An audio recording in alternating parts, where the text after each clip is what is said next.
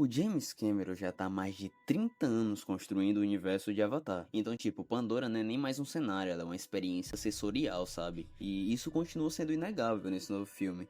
Mas enquanto eu tava assistindo o filme com mais de 3 horas de duração, uma sensação começou a se repetir dentro de mim, viu?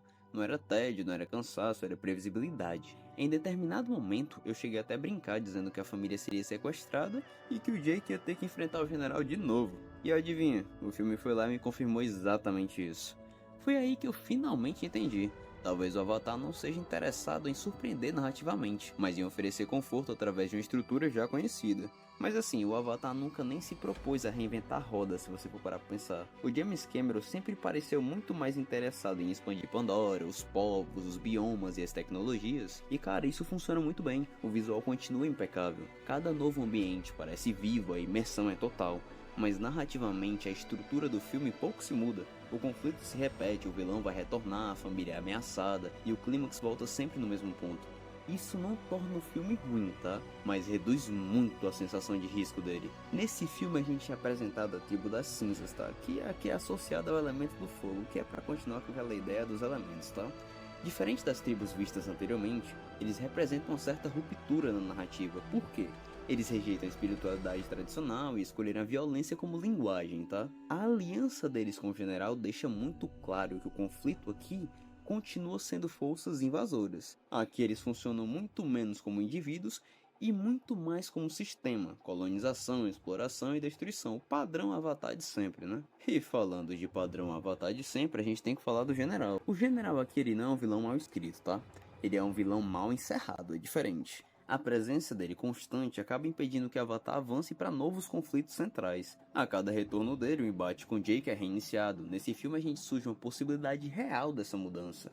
Uma rachadura emocional. E ela tem nome, tá? Ela é o Spider. O Spider ele não é uma criança, ele é um adulto inocente, é diferente. O único humano completamente humano naquele mundo, claro, tirando os humanos genéricos do filme, né, que são os vilões praticamente primordiais da história. Mas assim, mesmo depois dele ter se adaptado ao ambiente, a conseguir respirar aquele ar, ele continua sendo visto como um problema aqui, tá?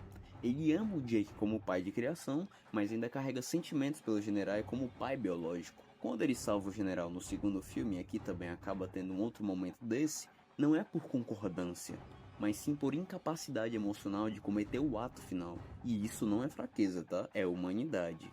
Puxando esse gancho, existe um momento que é muito cruel nesse filme. E esse momento é quando o Jake considera matar o Spider. Ele não faz isso por ódio, tá? Mas sim por medo. Por acreditar que talvez essa seja a única forma de impedir que os humanos retornem e repitam ciclos de destruição. O que faz o Jake parar não é estratégia, é amor. Ele entende que se ele fizer isso, ele vai se tornar aquilo que ele sempre combateu. Mas já no caso da Nature, ela não confia no Spider, mas não é porque ele é filho do general. Ela generaliza os humanos como inimigos absolutos, como se a destruição fosse o único caminho possível. O Jake quebra essa lógica quando ele lembra que ele e seus filhos vivem entre os dois mundos. Então ser híbrido não significa ser ameaça. A mudança da Nature não vem de discursos, mas da experiência emocional. E aqui a gente também tem um ponto central e um dos pontos narrativos melhores desse filme, que pra mim é o arco do Loki, que é o coração emocional desse filme, que é o filho do Jake no caso. Ele carrega culpa, ele busca se perdoar e provar seu valor. O seu conflito com seu pai, ele não é rebeldia, é identidade, tá?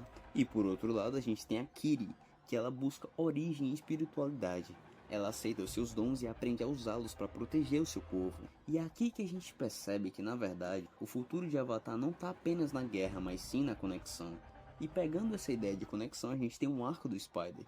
Ele se encerra quando ele é aceito pela tribo, pela Nature, pelos ancestrais. A frase "nós conseguimos ver você" não fala sobre biologia, tá? Ela fala sobre pertencimento. Pertencer não é nascer igual, é ser reconhecido. Avatar até pode repetir seus conflitos internos, mas emocionalmente começa a mudar. Enquanto alguns personagens andam em círculos, outros finalmente caminham para frente. E no fim, Avatar não pergunta de onde você veio, ele pergunta se alguém conseguiu te ver. E é aqui que eu deixo aberto os comentários para vocês também falarem sobre o que vocês acharam do filme, a experiência visual, a experiência narrativa. Tá completamente aberto para vocês e eu vou responder cada um, tá? E é isso. Aqui é o Esporadicamente mais uma vez para vocês. E tenham um ótimo dia, uma ótima tarde, uma boa noite e tchau!